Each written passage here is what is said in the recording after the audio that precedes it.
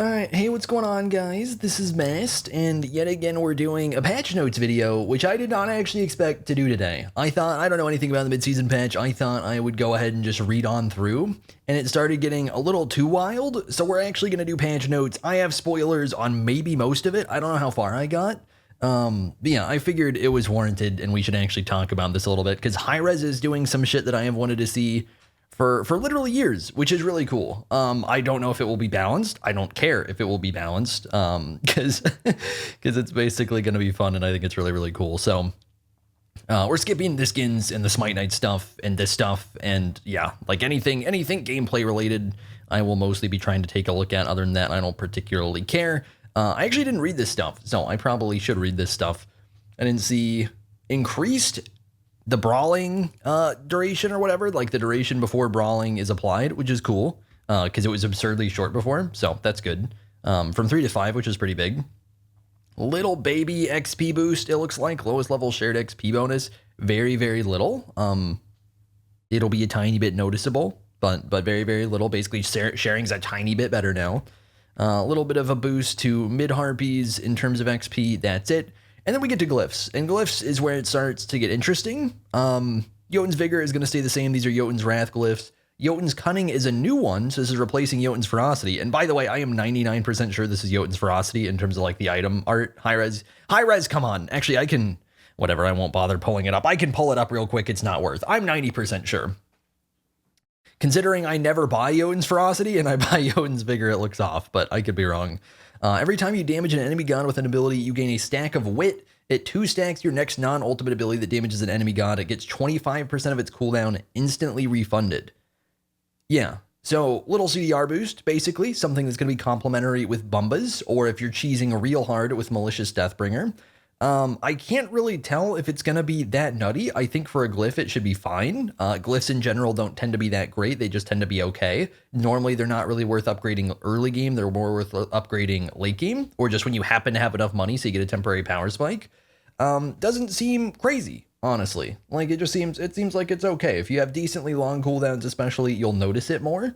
If you have short cooldowns, you'll notice it less. It's just one of those things when it's 25% instead of like 1 or 2 seconds, that makes it inherently more balanced. And when it's more balanced, it's less likely you'll notice it. You know, when it's more of a scaled thing and less of just a flat reduction, harder to cheese. So it'll be okay. It's not going to be anything wild though. Calamitous stays the same for Rod of Tahuti, and a new Rod of Tahuti glyph, Perfected Rod of Tahuti, successfully damaging an enemy god with an ability applies a mark for 3 seconds. Damaging them a second time with another ability consumes that mark and provides you 10% movement speed for 2 seconds and reduces your non-ultimate abilities by 1.5 seconds. Only 1 mark can be active at a time, and it cannot be applied for 10 seconds after consuming a mark. This is one that's more cheesable, specifically because of what I talked about last time, that 1.5 seconds compared to like 15%, way more cheesable. If we're playing Hebo, and I mark somebody, and then I consume that mark, and then I get my reduced cooldowns while my 1 is on cooldown. Let's say I like 1 for the mark proc, assuming that it actually will work on the one that I just cast, which maybe it won't. It kind of, Smite can get kind of weird with stuff like that. Or it could be that we like 1 and then insta 3. So the 1 is on cooldown, we consume the mark, Hebo 1 has a crazy short cooldown, we basically just instantly get a 1 again.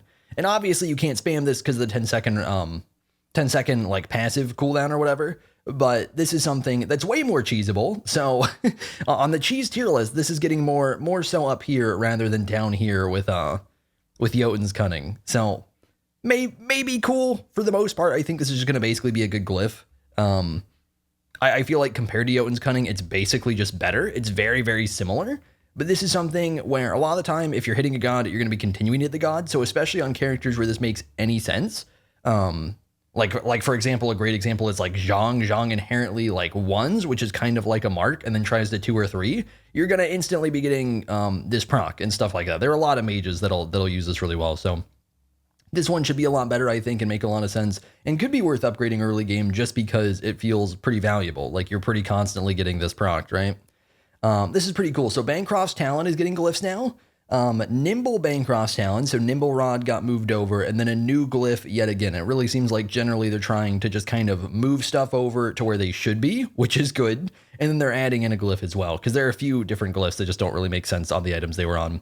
So Nimble Bancroft's Talon, legit basically just Nimble Rod of Tahuti, except on Bancroft's Talon itself, which makes way more sense. So every 40 power, you gain 2% attack speed, exact same thing, but it's on a lifesteal item and a cheaper item, so it's more likely you'll be able to get this early game or mid-game, realistically, as a Mage ADC versus just building giant-ass 3,600 gold Nimble Rod of Tahuti that you don't necessarily want as much. You can build Bancrofts early and then just buy this when it makes sense, buy the glyph when it makes sense, which is cool. Bancroft's Claw. This is kind of a funky one. Every 15 seconds, gain a stack of hunger, up to 3 stacks. Abilities cast within 30 units of enemy gods consume a stack. And keep in mind, this is not hitting enemy gods. Cast within 30 units of enemy gods. So pretty weird, right? Like kind of just in their general area. Dealing bonus damage equal to 0.5% of their max HP for each 75 power you have. And 75 power is a pretty big amount.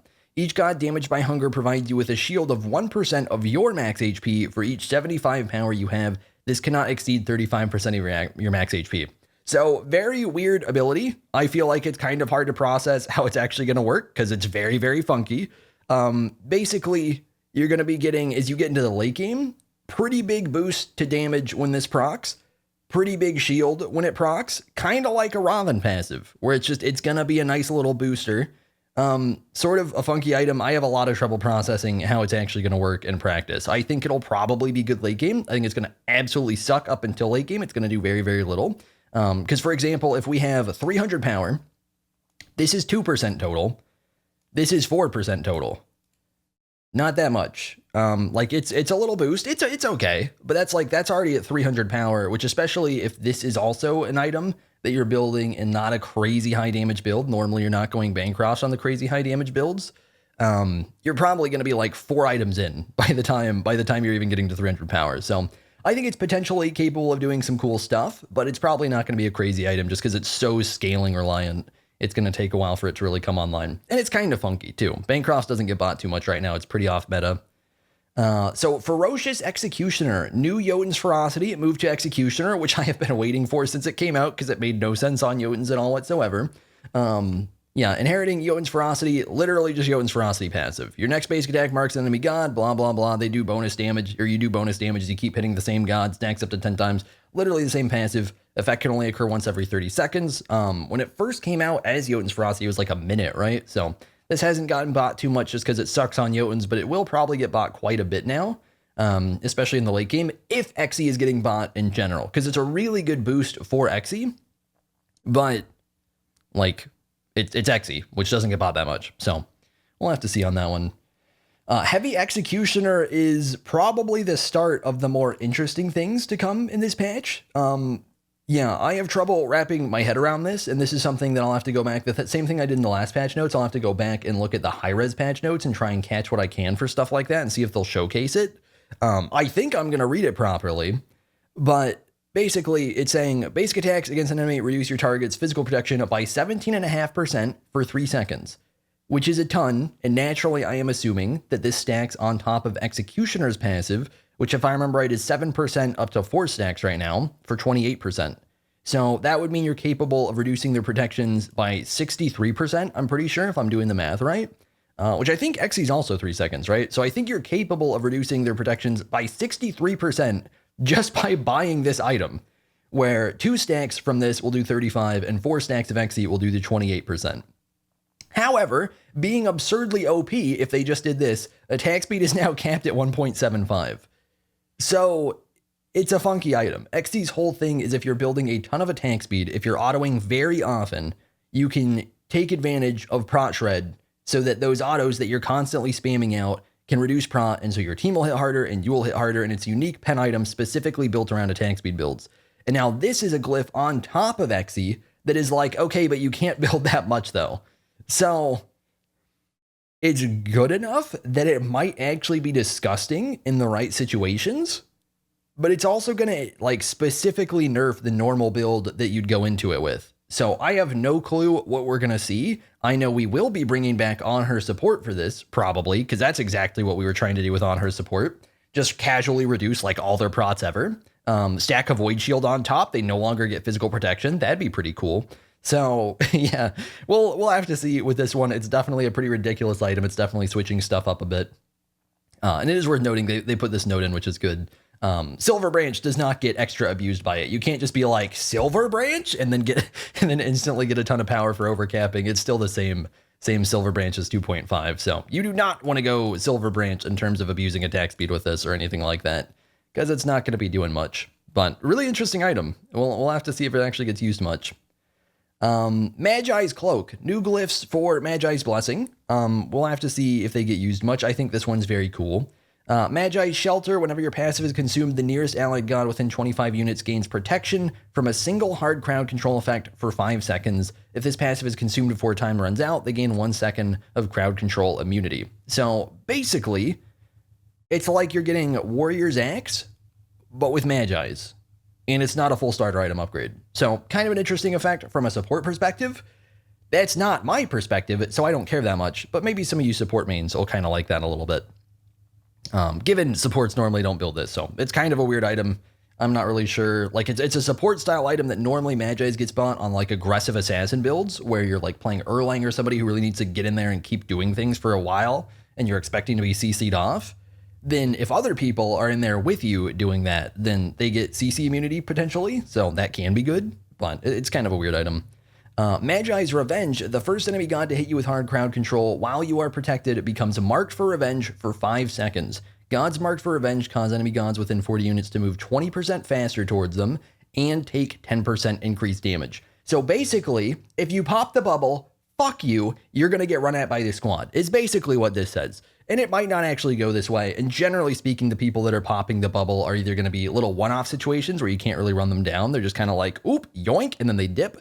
Or it's going to be like middle of a team fight, support ran up, they had the nerve to pop your bubble like Athena Taunt, Geb 2, something like that, and now the squad runs them down and murders them, which they kind of deserve for popping the bubble, because that's pretty rude. So it's something that generally I feel like you're either not getting value out of it or you're chasing down the support, at least if you're playing properly, right? If the other team's playing smart with it. So a lot of the time it might not be great. However, in certain spots, it'll be disgusting. It's just one of those things. If they're actually positioning well, it doesn't change that much. It just kind of like bubbles just get popped. It's just part of the game. Especially if you're trying to play super aggro and like 1v1 somebody and they're popping the bubble, I feel like it's not going to matter all that much. But sometimes it'll be really good. So it's kind of a funky glyph too. It'll just vary situationally. This is a pretty big thing. New masks. There's a lot of reading for me to do. I'd rather not. We're not going to read through all this. Basically what it's saying, from what I remember, because I did read through this before, masks are good. Masks are abusable. We want to make them a little less abusable in the early game, but still let you do cool mask things in the late game. It was basically the summary I got. So masks are now starter items instead of what they were before. The starter items are kind of decent, but very much doing what the actual tier 3 masks did. And then the upgraded masks are going to be kind of funky in the early game, but then do what they did even better in the late game. So we'll move on. We'll do that. We'll look at that.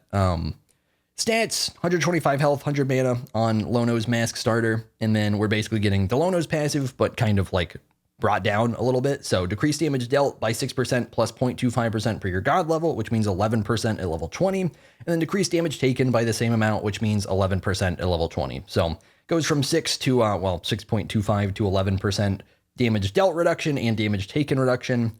And then you basically get like a Sentinel's passive. Getting the assist for an enemy minion or jungle monster dying provides 8 bonus gold and restores 15 health, 15 mana.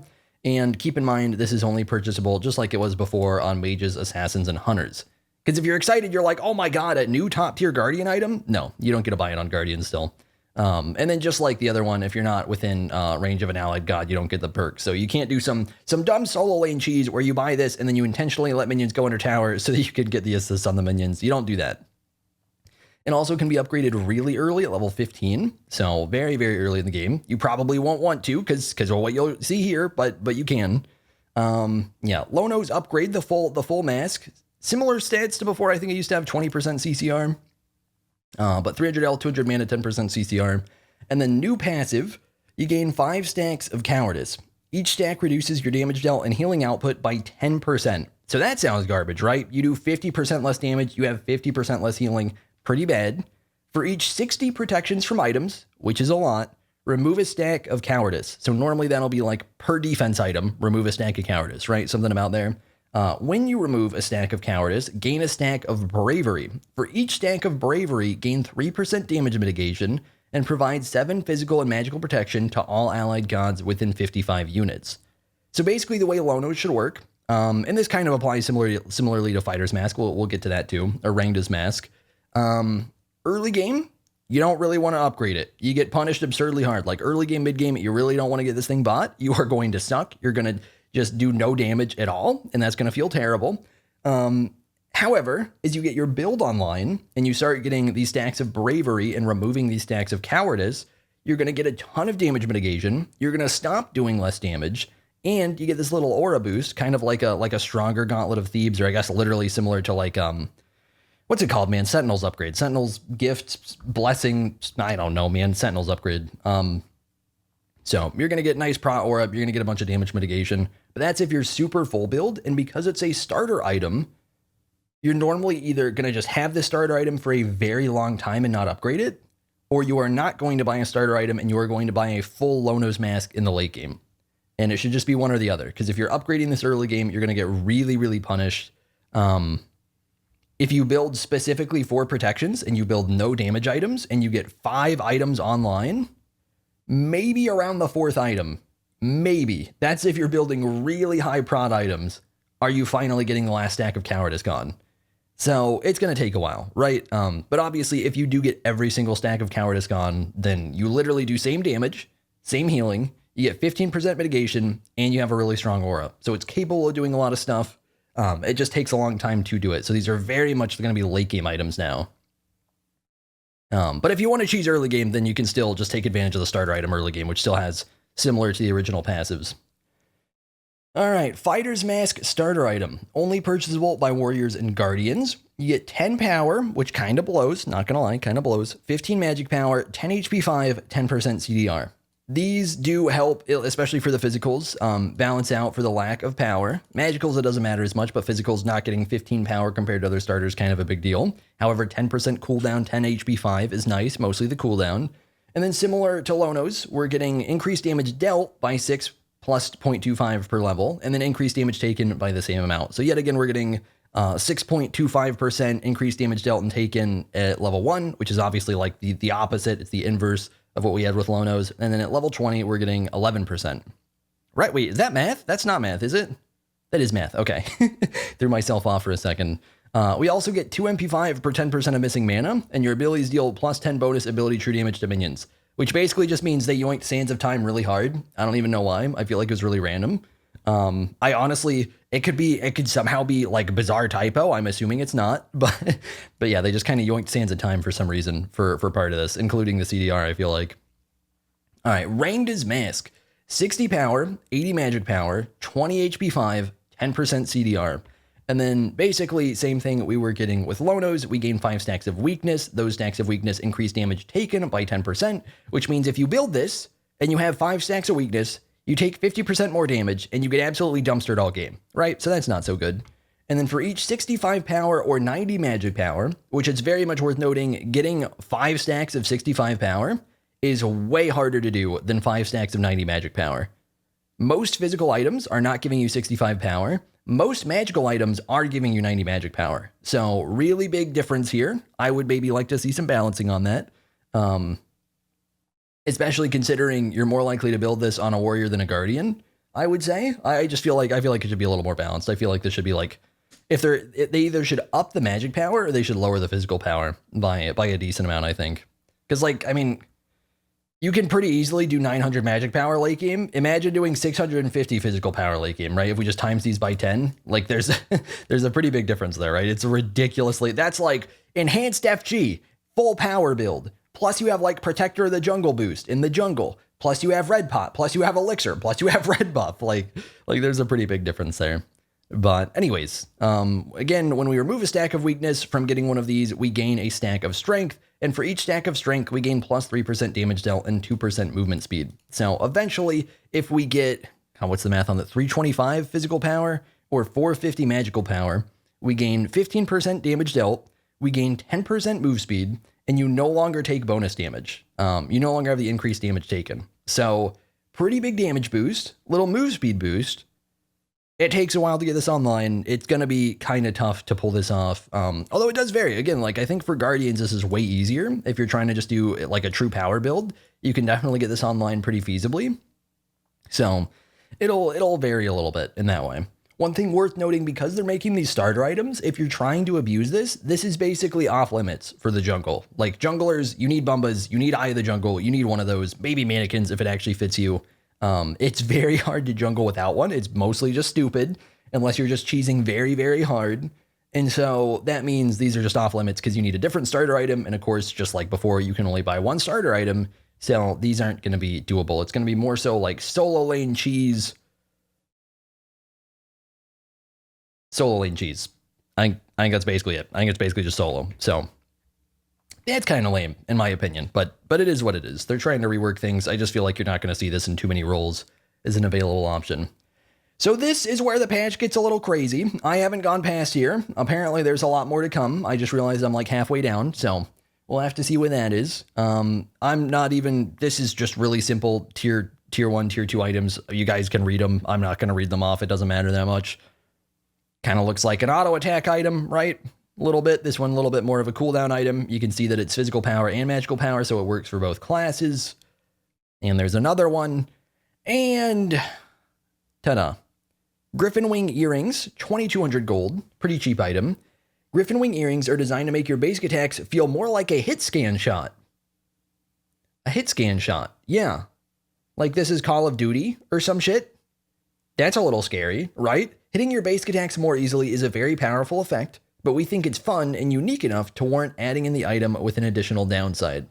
Plus 40 physical power, plus 60% magic power, 25% attack speed, a little bit of MP5, basic attack projectile speed increased by 40%, which I will say I don't think is that crazy. This scared the shit out of me when I read it, because I thought they were literally going to make the basic attacks a laser and just be like, haha, have fun with this for 2 weeks before we nerf the shit out of it. But that's not what they're doing. They're just boosting the speed by a lot. So not that crazy. And then basic attack damage reduced by 15% damage. I thought this was a really funny note because I feel like if I honestly, I kind of want them to not class lock this just because it'd be so funny for people to build this when they literally can't do the effect and they just nerf themselves for no reason. I kind of wish they'd do it. Obviously class locked to hunters and mages because they actually have ranged autos. Feel like that's pretty obvious. But yeah, the big takeaway here, you're getting more auto attack, like literal speed, like projectile speed, but you're getting a pretty decent nerf to your basic attack damage. And because I have messed with a lot of similar stuff before people get crazy with it, it should be worth noting, unless this is coded weird, the basic attack damage reduction should also nerf kin size. It should also nerf oboe. What else would get affected? Is that kin size and oboe? Maybe that's it. I don't know. Basically, things that are normally procced additionally to your auto attacks that you might be like, oh, new cheese, those should also get nerfed as well. Like Bumbas, maybe not. What nerfs Bumbas? I think Bumbas is like if you have Lonos, I think Bumbas gets nerfed. I don't know if it would get nerfed by this. Not that you'd build this with Bumbas. It'd be such a funky combo. Although it would be kind of funny because you get faster Bumbas procs. Anyways, yeah, very interesting item. I'll absolutely have to mess with it once we get the chance. And here's where I started record when I got the point that we needed to record a video, because oh my god, they did some stuff right here. I didn't even finish reading it. I saw this and I just like dipped. I just like, all right, where's my OBS? We gotta start. So we're actually gonna read this one. I normally don't care that much, but I really want to see what they say about this.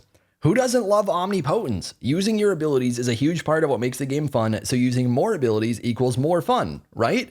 Unless you're against it, probably. Just saying. Just like with Griffin wing earrings, this effect is powerful enough to warrant a noticeable downside. This item is more expensive than the other earrings because the downside does not impact Guardians enough to keep them from prioritizing this item. Between the high cost and the stat spread, we think that this is enough of a trade-off for support Guardians to make. Okay, but you can buy it. I mean, it looks like you can buy it on every class, I think.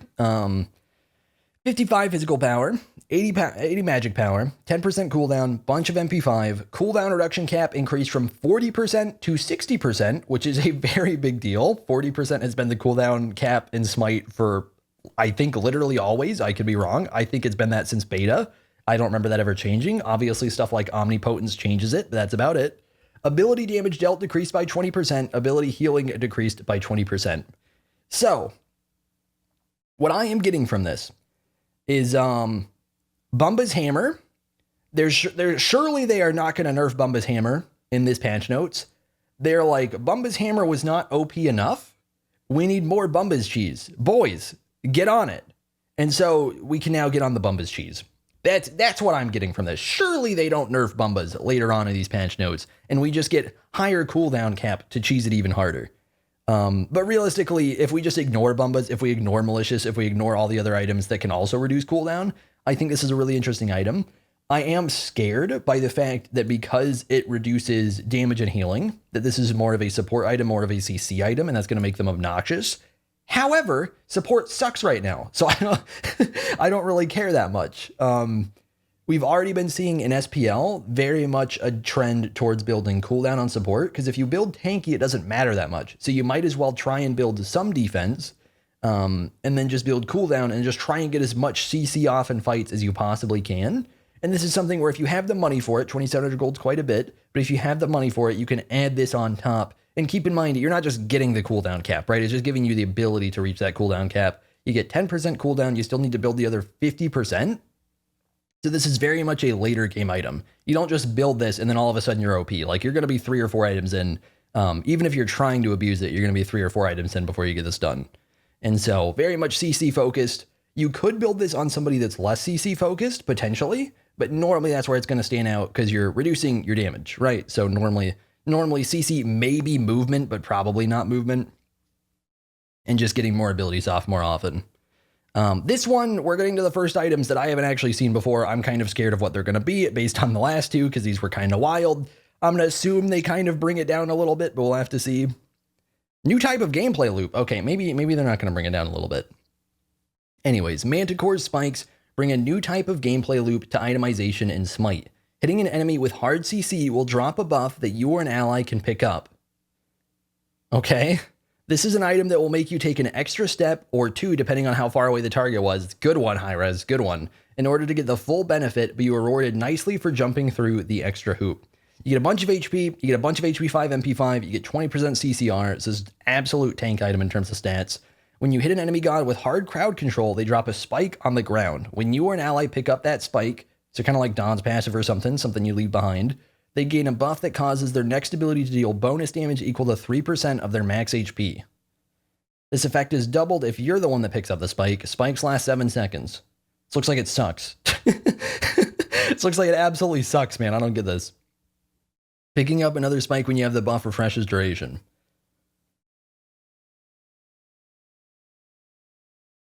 Am I missing something?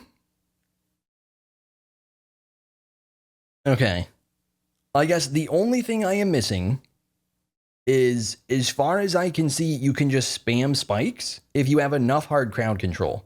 So if we do a little Bumbas into Sphinx's Baubles, which, terrible name, by the way. Sphinx's Baubles. Maybe a little bit cool name. I don't know. Baubles, really? Like, that's some Harry Potter shit. Manticore Spikes combo, where we have 60% cooldown, and then we have this, and we're playing a god with a lot of CC. I don't know who. Then you can maybe throw out a CC, like a hard CC, somehow once every 2-3 seconds. And then because that's once every 2-3 seconds, you proc this, and then you pick it up and double it once every 2-3 seconds, which means you're doing 6% of their max HP that often. Maybe? I feel like this mostly is just bad. My thoughts. It's kind of an interesting concept. It looks like just damage-wise, it's just not that much, and you're not going to proc it that often, is what I'm seeing. Because hard crowd control is not something you have that much of. Like, it's strong, but you're not just spamming the shit out of it because it would break the game, right? That's what I'm getting. Tier 3, Fey Blessed Hoops. Again, I think everything except the baubles is like 22 or 2300 gold. Yeah, all these have been 2200 gold. So, just like Manticore's Spike, Fey Blessed Hoops require some extra hoops to jump through in order to get the full effect of the item. Whatever, I'm not going to read it this time. 300 health, 20 HP 5, 40 MP 5. Again, ton of sustain on these items. Each time an allied god dies within 70 units of you, or you heal an allied god with an ability, okay, A flower drops from your ally that can be picked up by you or an allied god. Picking up the flower gives that god a shield equal to 7.5% of their max HP that lasts for 8 seconds.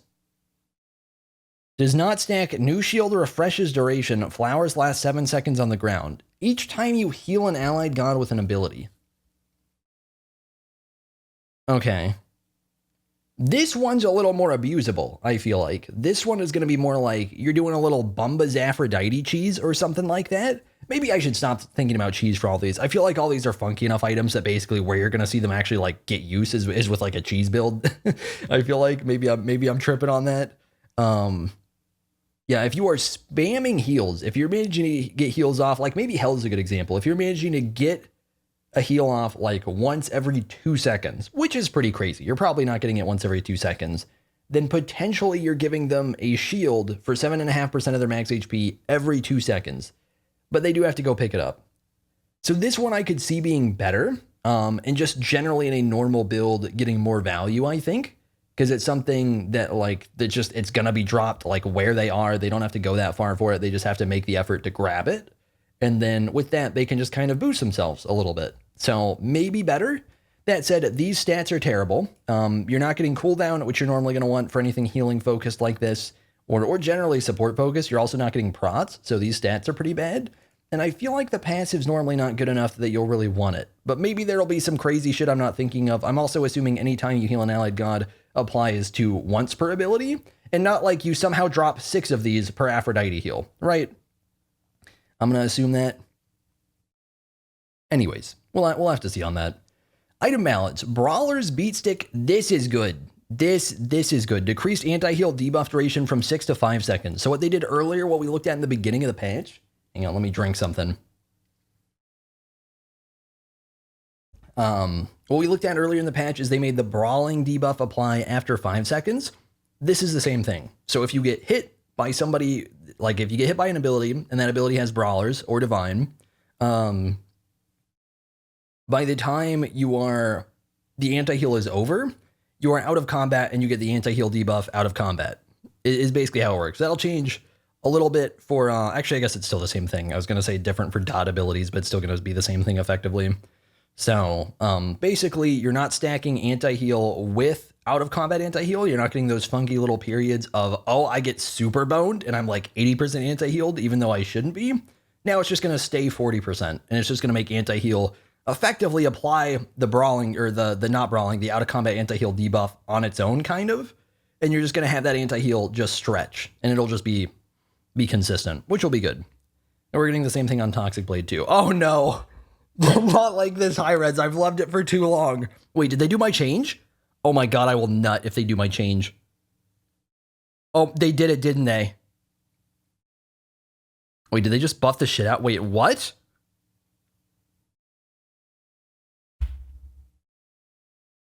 What? Oh my God, it's so OP. Wait. We've seen Bumba bring the hammer to all sorts of different gods, especially at higher levels of play. With its current state, Bumba's hammer provides damage and sustain that helps enable many warriors in the jungle. By changing the stat spread, we hope to keep it as a viable option for assassins while toning down its effectiveness on tankier gods. We're changing the cooldown mechanic to non-ultimate abilities only. That's good. I don't know why it wasn't, for one thing. That was ridiculous, man.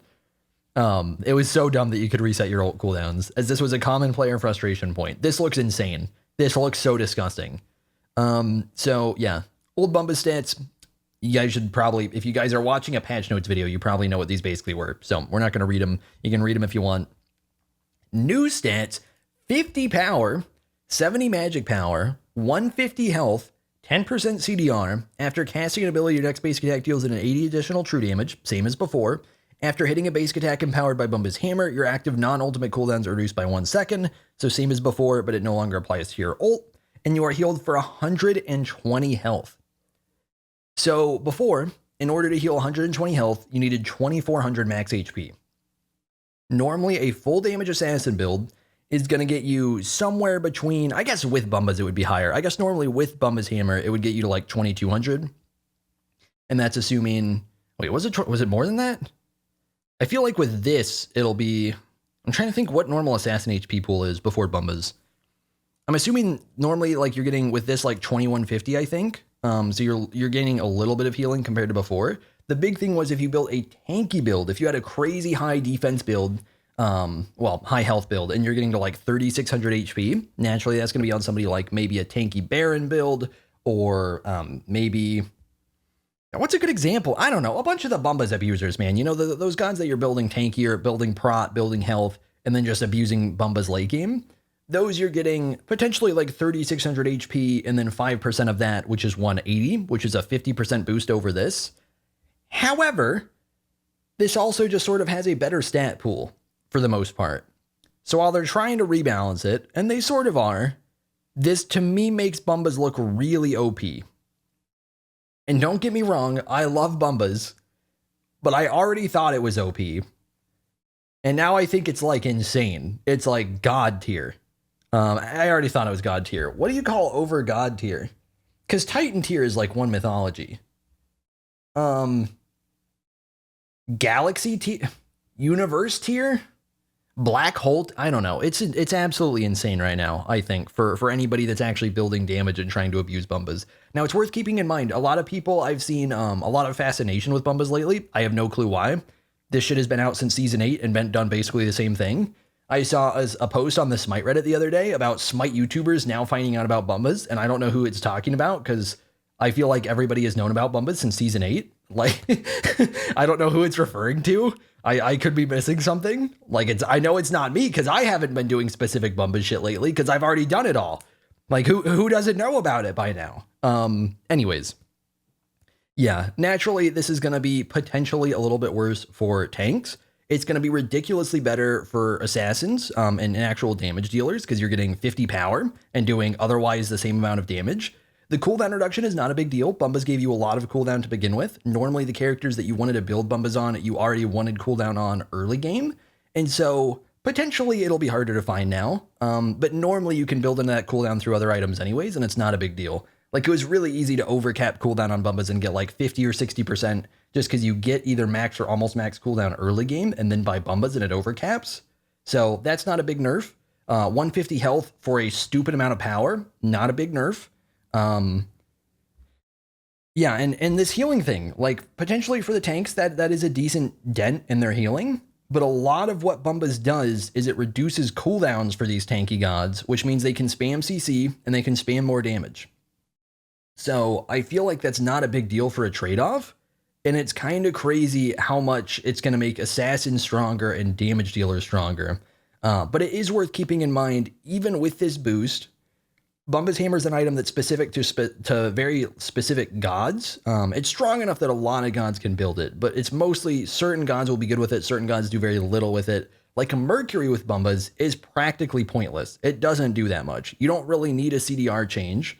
You're just kind of missing out on potential damage that you could get out of Protector of the Jungle. To just build Bumbas for memes is for the most part what it's gonna be like. So there are a lot of like auto attack assassins, auto attack warriors, where they don't proc Bumbas well enough for it to be very relevant. However, those gods that do abuse it are gonna abuse it much harder. Oh no. Oh no. Hopefully you guys don't hear it too much. There's a leaf blower and it's coming. Anyways, that's enough Bumbas talk. We'll move on a little bit. Amulet of the Stronghold increased conversion rate of passive from 10 to 15%. So this item wasn't very strong because it didn't matter that much, so they're buffing it.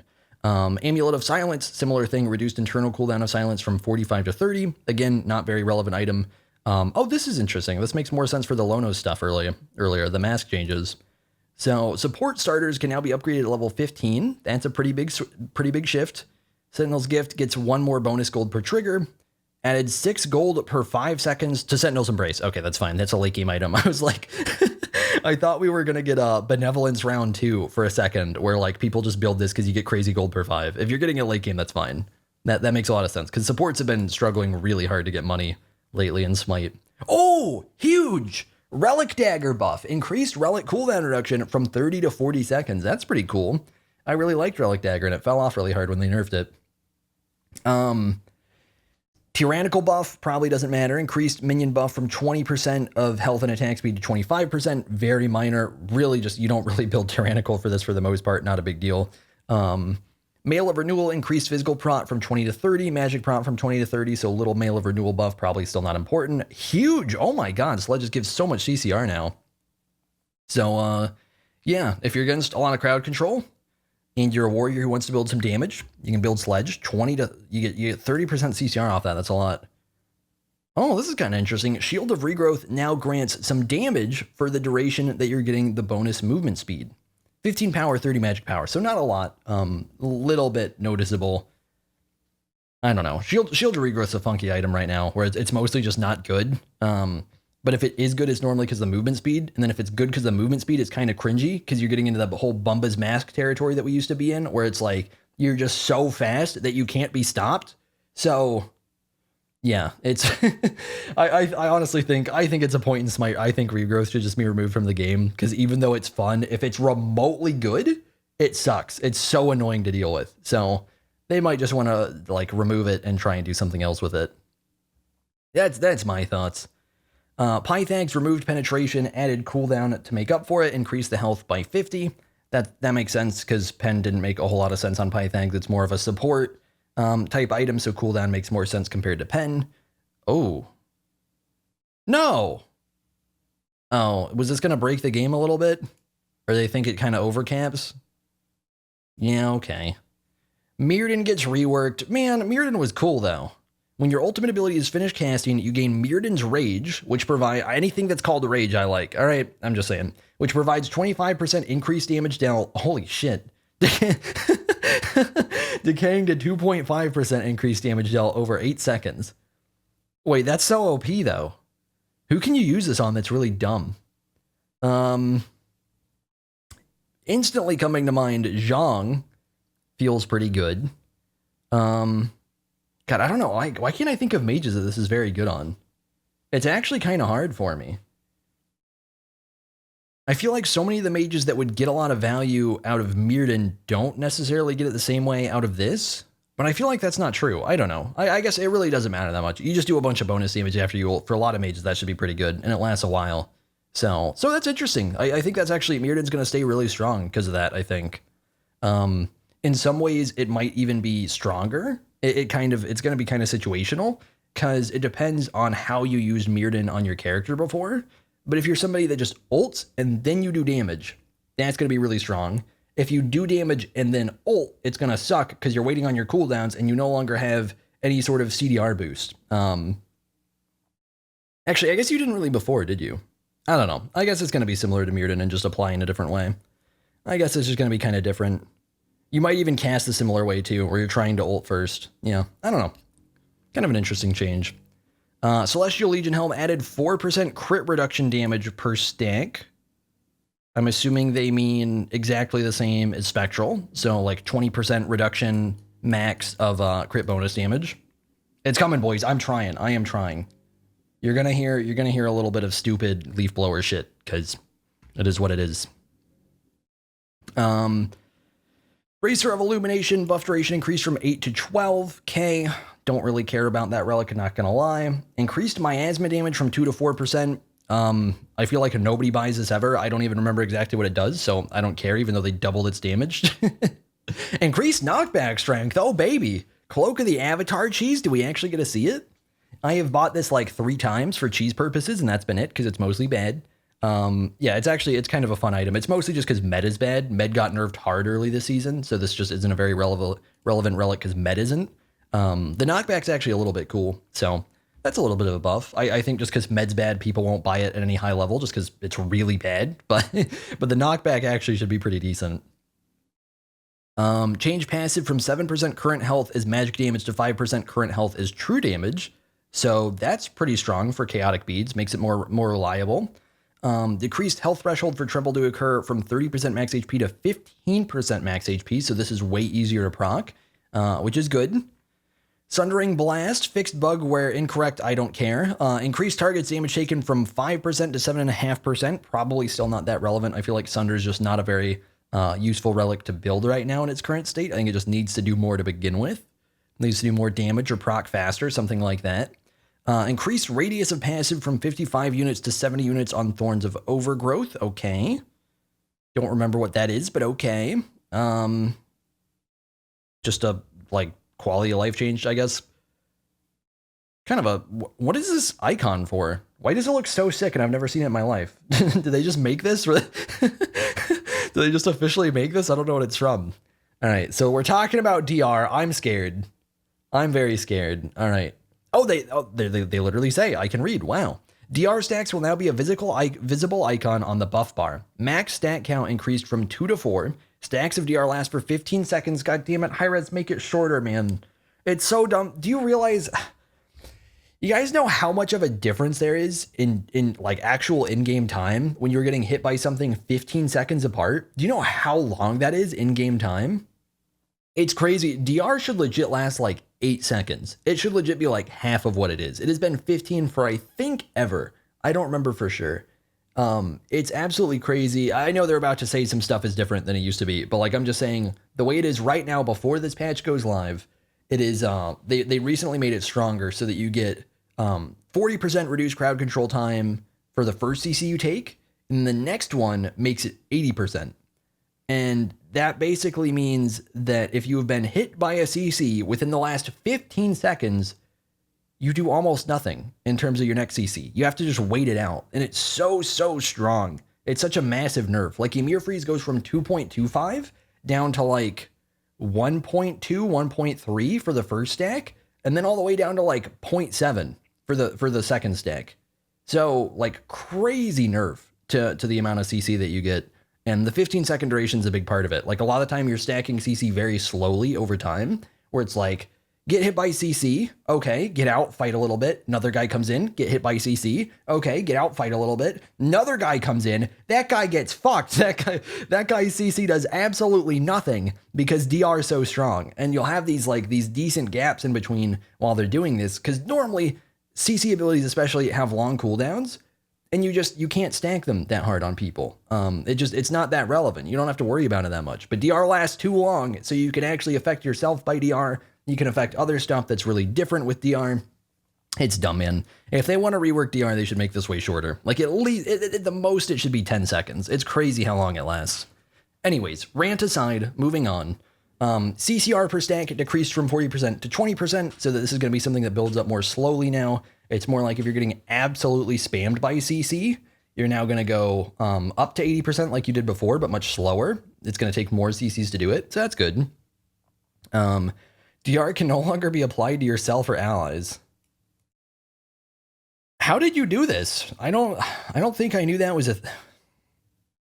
Did Yamoja Portal do that? Or maybe Yamoja Portal did that. Like, I'm trying to what else would even do it?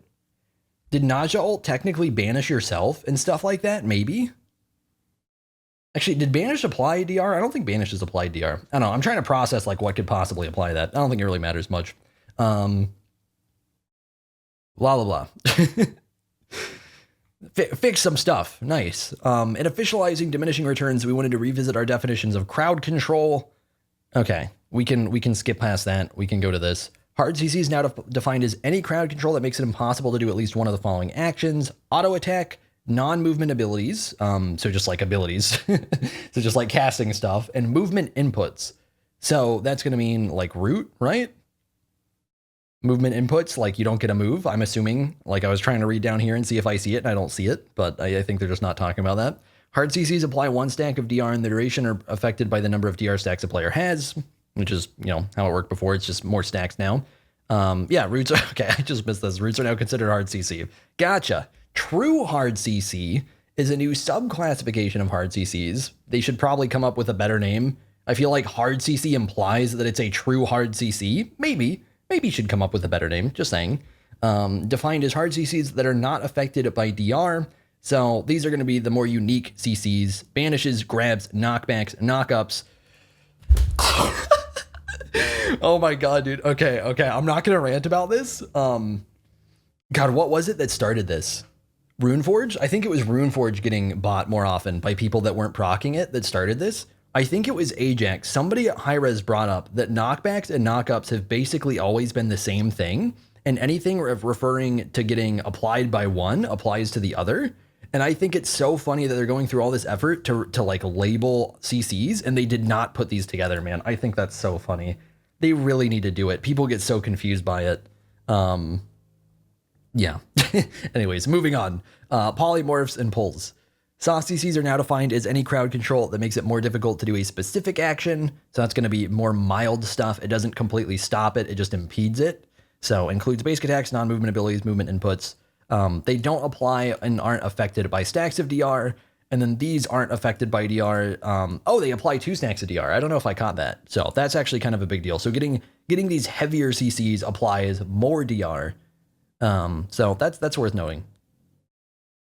Individual abilities can apply more than 2 stacks of DR if the ability includes multiple types of CC. Okay. Oh, it's getting loud. Hang on. I'm just going to cut. I'm just going to wait. All right. It's been a while. For you guys, it won't be. Yeah, should be good now. No more leaf blowy thingy make loud noise, me no like. I'm pretty sure this is exactly where we left off before. It looks like it should be right. So we'll just kind of pick up where we left off. I don't think there's too much left in these patch notes. I think we'll be able to get through it pretty quick. God DR adjustments. The following gods have increased the duration of the affected CCs to ensure that the current listed durations are still accurate after this update. On her, Ares, Awilix, Daji, Gilgamesh with all these kind of funky abilities. Okay. Okay. Does it say what? Okay. Yeah, I don't know. Like, I guess maybe that'll be below. Maybe that'll be below. Because, like, so far, you know, it doesn't actually say what they've done. So I'm assuming that'll be down here. Wild Hunt is applying only 1 stack of DR instead of 2. Polymorph is applying only 1 stack instead of 2. Are they saying this is an issue or that it's now going to do this? Oh, okay. So they've already tested this and it's doing it, but they want it to do 2. Is I think what that's saying. Okay. Dragon's King Sword, that's Ao Kuang's passive. Decreased time it takes to gain a stack from 12 to 10. We did just do an Ao Kuang solo video, right? I think. Maybe not. Was that not? That might not have been a video I uploaded. I recorded one recently. This passive's already really strong and out, at least in the solo lane. So that's going to make it even more noticeable. This passive's really, really good. Water Illusion, a little bit of bonus scaling. That's his 1. Not a crazy buff overall. He's mostly just going to feel still like Ao Kuang, but I think especially for Ao Kuang solo, this will be a little more noticeable. Given Ao Kuang solo is kind of funky right now. Ao Kuang in general is funky, man. His items are pretty bad. So unless there are changes coming to the items you normally build on Ao Kuang, not going to be a big deal for him. The type of stuff you want to build on him is just pretty bad at the moment. Serb, I'm assuming, yeah, this is a passive. Increased healing reduction applied to enemies nearby from 20 to 25. That's a lot, man. I'm pretty sure when this came out, I think it was 15. And now it's getting all the way up to 25. Increased base damage from Paralyzing Spit from 40 to 160 to 50 170. So a little Serb boost because he's been getting very little play lately. Increased damage done to minions from 50 to 60% on both the initial hit and explosion of Cupid's Heart Bomb. So this is going to do a little more for wave clear, which makes sense because minions got buffed in the recent patches, right? Increased base heal per heart from 30 to 110 to 40 to 140. Wow, that's a really big boost to his healing. Okay. Discordia, increased damage from 60 to 220 to 80 240 on Strife, which is her 2, I'm assuming, because I feel like there's no way her 1 hits that weak. I'm pretty sure this is her 2. Pretty decent damage boost, 20 at every rank. And then Erratic Behavior, which should be her 3, gets a little 1 second cooldown reduction. Okay, so a little Discordia boost. Commanding Presence on Hera, increased cooldown reduction on Argus from 1 second to 1.5 seconds. Increased cooldown reduction on Commanding Presence from 0.33 to 0.5. I don't play Hera. I don't even know exactly what this is. Argus come up more often, I think. I think that's all there is to it. Driving Strike, decreased cooldown from 14 to 13, little 1 second reduction. Decreased cooldown from 14 to 12 to 13 to 11 on Earthbreaker. So little cooldown boost to Herc. That should actually be pretty noticeable. Oh, finally, man. Oh my god, they are buffing the bots. Now knock up and knockback immune on Hunbots too. Little bonus damage boost, or little base damage boost does 10 more at rank 1, 15 more at max rank, which is really nice. It really sucked getting knocked up in that. It was actually like, I think it really stood out getting knocked up in that ability. So that's a nice little boost for him. This will be annoying. Decreased cooldown from 14 to 12 on Nike's 1. Very obnoxious ability. It'll suck a lot that she gets to spam this more. Given you don't really see Nike right now. Nike 2, increased damage from 70 to 310 to 80 to 320. Little 10 damage boost on all those. Oh. Increased return damage from 20 per shard to 30 per shard on Pele 1. That'll be really noticeable early game especially. These can do a surprising amount when she just gets the 1 max, when she's like level 9, has 5 ranks in the 1. If they actually sit there and eat the shards, they can do a lot. That'll be a pretty big boost. So, Pele's just a bad god in general right now, but that actually will be a pretty nice boost to her. Oh god. Increased base damage. Oh, this isn't that big. On on Circuit 1 from 50 to 122 to 50 to 130. That's not a big deal. It's pretty minor. You will very barely notice this. Potentially 24 more base damage at max rank, which is really not that much. Increased damage mitigation from 35 to 50% on her ult. So that's pretty nice. Now it deals 40% extra damage to jungle monsters on Shackles, which is his 1, which doesn't really do damage to minions or jungle monsters. That is his 1, right? Shackles? His 3 is like, I don't remember what it's called, but like I'm assuming it looks fiery since the whole thing is shoot fire, and his 1's whole thing is shoot chains. I'm assuming this is his 1. You don't clear shit with his 1. That's like if you're down ridiculously bad, you use it for wave clear, like ridiculously bad. So this is irrelevant, I'm pretty sure. This matters a little bit. 2 does more damage to jungle monsters. Little random, but yeah, little Dawn's buff, okay. Morgan 1 now deals 30% extra damage to jungle monsters, okay. We're getting more relevant as we go. Oh, it's a stat. I thought they were about to rework Chang'e, man. I thought they were just going to chuck that in real quick. Big stat boost to Chang'e. Gets 76 more health, it looks like. I think that's the math. Gets 4 more health per level. Changes total health at level 20 from 2250 to 2410. And her Crescent Moon Dance. That should be the 1, right? I think her 1 deals 15% bonus to minions now. Mjolnir's attunement minions now take 100% damage on the return swing. I got excited for a second. That doesn't actually matter that much. It does boost him a little bit. It's a little bit of a buff. I swear to God. I don't know if you guys can hear it that much yet. It's coming back. I have to cut again. I'm so mad, man. I hate this shit. Every single... What day is it? Oh, I'm actually getting trolled today. Never mind. Normally it's on Tuesdays that they come by. Oh my God. I changed my mind. There's barely anything left. We're powering through, okay? We're powering through. Zhang Kui, boom! Increased base physical protection from 11.2 to 18.2. Extra 7 prot. Kind of, why would it ever be this low? I don't know. So that's a decent boost to him. Just get 7 more prot. Non-conquest balances in-game icon. Whoa. Non-conquest. Wow, this is actually really big. If Hi-Rez wants to commit to this, this could be really huge for Smite. Server's probably more important, not gonna lie, but that's actually, that could change a lot, especially if they do this in, if they want to make dual relevant at all and they want to commit, this could be a pretty big thing.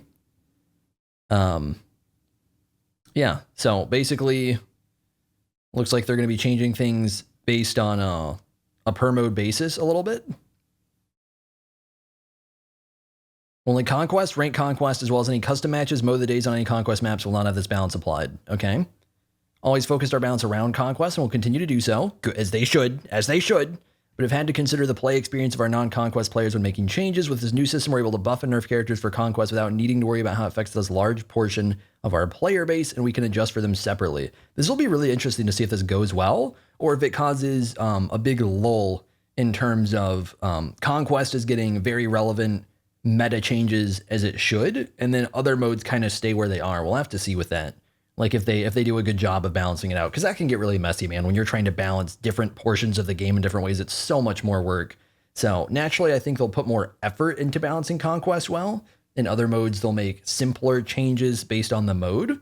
But if they do a good job with this, it could be really helpful for other modes. I'm really curious.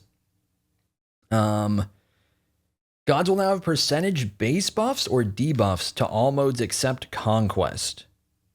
Okay. Wow, they could do a lot really well or really bad with this. I feel like this might be too vague. Okay. It will balance equally in all modes. They will use the same balance. Okay. If the god you are playing has any changes applied to them through non-conquest balance, there will be an icon on your buff bar and a system message at the beginning of the match. Okay. Buff or debuff effects will be damage to minions, damage to gods, damage received, healing given, non-ultimate. Oh, they can change cooldowns? Hold up.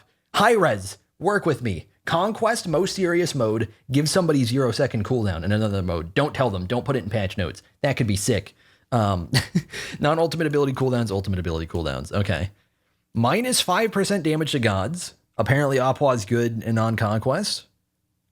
I guess that kind of makes sense. I feel like he shouldn't be. I guess that kind of makes sense. I feel like you can still just run him down though. Am I wrong? Like he chucks shit at you, like jump over it and murder his face. I guess that's kind of hard to do when it's like arena and there's 5 people around him.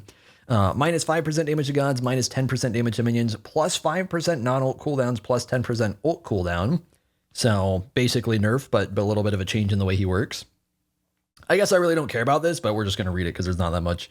Minus 5% damage to gods, plus 10% ult cooldown on art. Art is OP and other... Why? Tusky is too good? Okay. Dude, I swear... I'm pretty sure... Ares I get. Opwa kind of makes sense. Art I feel like is just players not being good enough in other modes. I could be wrong. I feel like there's no way Art should be that good. She's Art. She's so vulnerable. Anyways, plus 15% ult cooldown to Ares because apparently apparently they want people to hate Ares even more in modes like Arena. I expected it would be the opposite. I thought it'd be like a minus 15%, but okay. Khepri plus 5% damage taken. What? Dude, you can't make the bug take more damage. That's not okay. Just nerf his cooldowns or some shit. Don't make him not tanky. I feel like that's kind of fucked up. He's a bug. He's big. Plus 5% non-ult cooldowns, plus 15% ult cooldown. Oh wait, is that what the plus 15% means? Is that what they're saying? I just processed. I was thinking of it as cooldown reduction. They're literally lengthening the cooldowns, aren't they? These are all just nerfs. Okay, that makes more sense. That's actually what they're doing.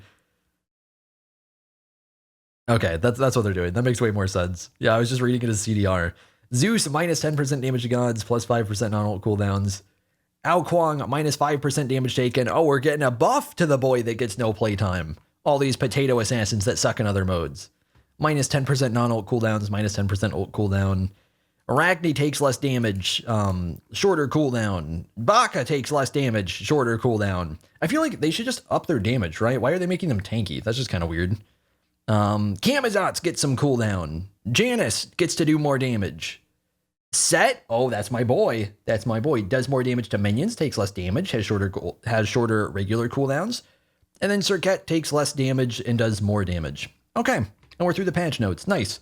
It only took me like 3 takes because I had the misfortune of having a leaf blower 10 feet outside my door. Probably not that close, but those things are pretty loud. Yeah.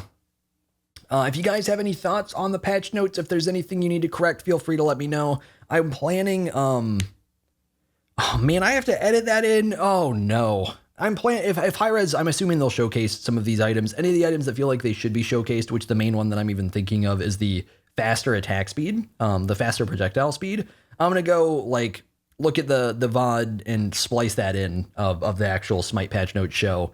And so that'll be before you get to this in the video, but that'll be in here. I guess I don't know why I'm saying that because you're going to have literally seen that already if it happened. And if you didn't see it, then it's never happening ever and you're going to have to deal with it.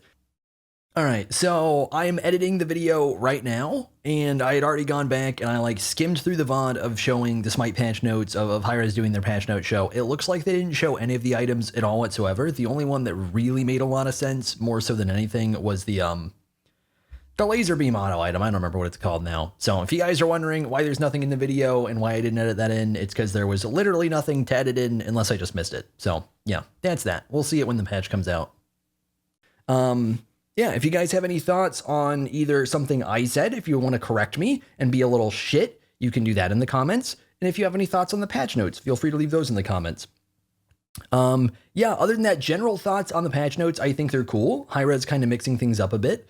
I'm surprised that we're not seeing more balance changes to Conquest in general, that we're seeing mostly item changes. I feel like there are more god changes that could be made. I feel like it makes sense to do a little more of a touch-up on 9.5. I'm surprised they're not even touching it up a little bit. They're not even doing like a very mild nerf to front minion HP or something like that.